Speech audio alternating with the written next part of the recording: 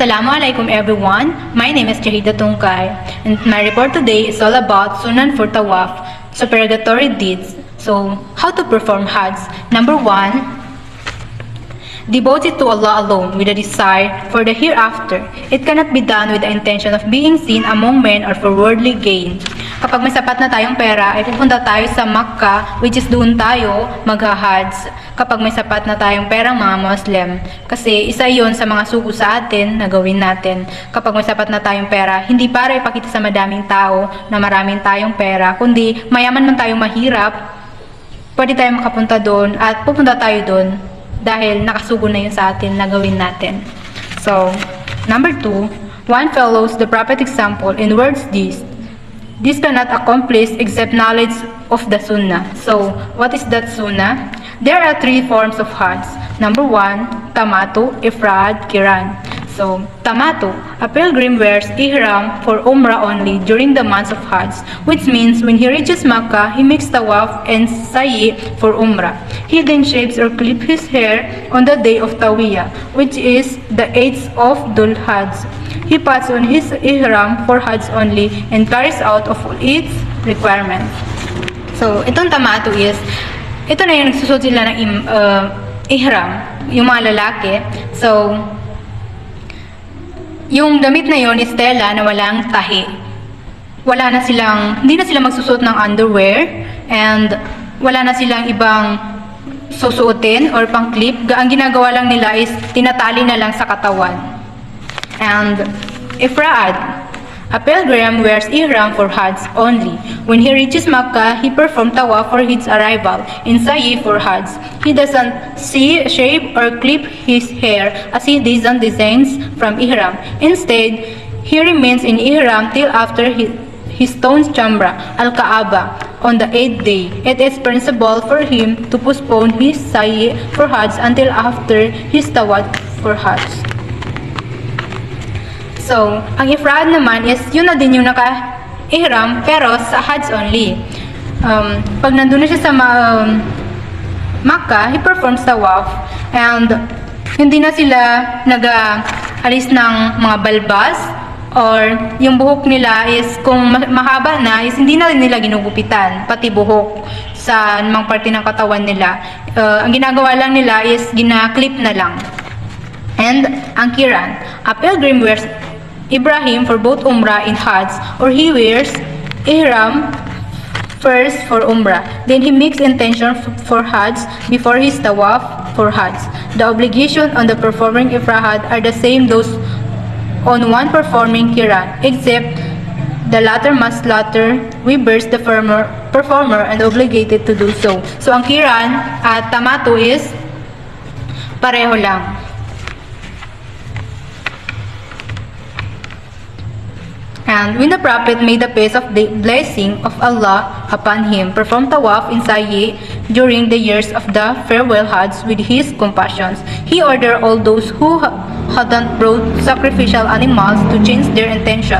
So, pag malapit nang umuwi yung mga nag-Hajj is meron na silang nagpakatay sila ng hayop, which is yun na yung sa atin dito is yun na yung araw ng yung kumbaga dito sa atin is Dhul Hajj siya. And after noon is sa Arafah, Mina, and Mudalifa. Doon na nila ipaperform naman yung kukuha sila ng 7 bato at tinatapon nila makatatlo. And that's all. Once again, my name is Jahida Tungkay. Assalamualaikum warahmatullahi ta'ala wabarakatuh. For the continuation of Ms. Tungkay's report, I am Siti Hana Raimalati Puso. So, ang pag-hajj ay wagib. Dahil sa arkanul Islam, ito ay nasabi. Ito ay ikalima sa arkanul Islam. Hijul bait alil mustati maniskata'a ilahi. Na ang ibig sabihin ay kung sino man or ang pag-hajj ay wagib sa mga taong Muslim na may kakayanan or sapat na pera o tamog para mag-perform ng Hajj sa Makkah.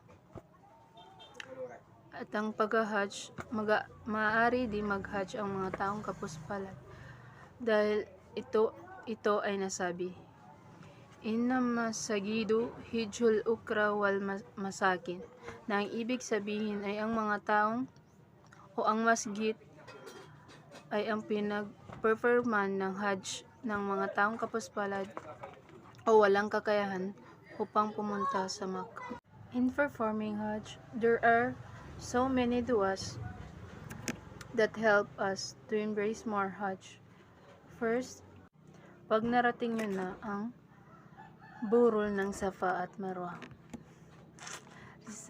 Ito naman ay kapag hahalik na kayo sa black stone. Ito ang maaari niyong sabihin.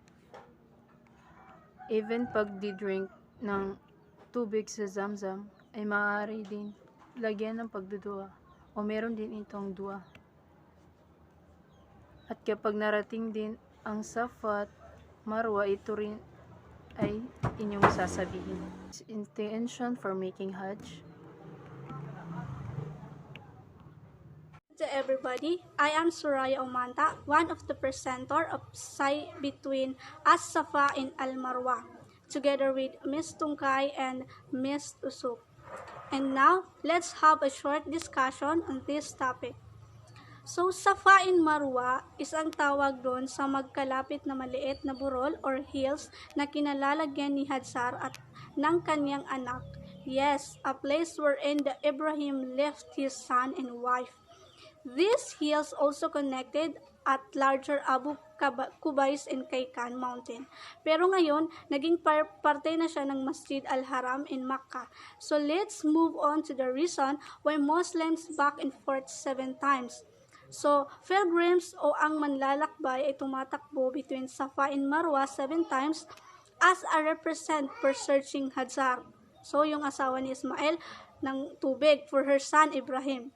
Kasi nga sa part na ito, naghahanap si Hajar ng tubig kasi naubusan nila yung isang container na tubig because Ismail left Hajar just 1 container of water in a bag of dates or fruit. So of course, nagutuman ng bata.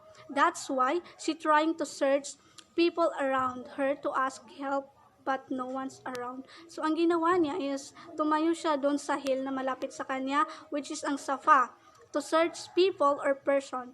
But again, wala. So she decided to climb down Safa and reach the valley. Yes, she struggled hard crossing the valley until she reached the Marwa.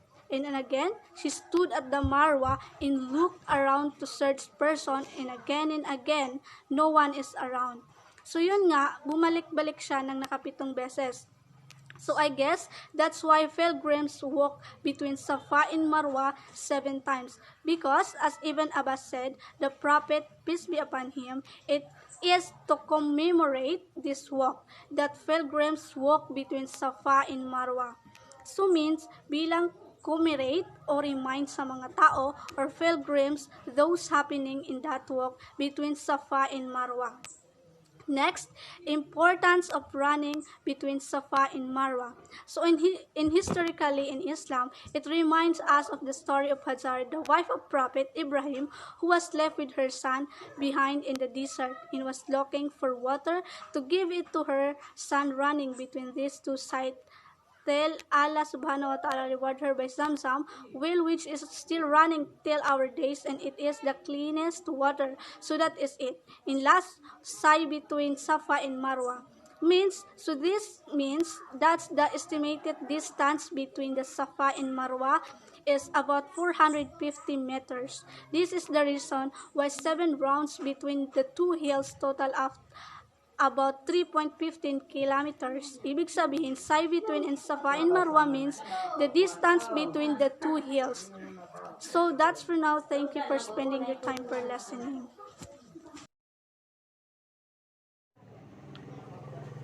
In performing Hajj, there are so many du'as you make before and after reaching also from Sa'if and Tawaf. These du'as help us more to embrace performing Hajj.